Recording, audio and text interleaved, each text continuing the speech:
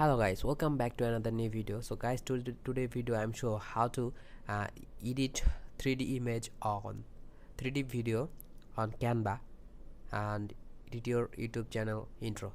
So guys, I'm just click text is delete, and this is the font I'm delete too, and because welcome not adjust with me. So guys, I'm adding my favorite fonts and edit,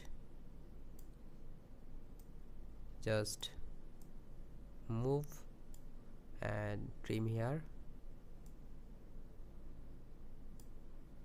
Okay, just okay, and then swipe this border yellow. Welcome to my channel and broccoli gaming. So this is delete and welcome to my channel. Okay,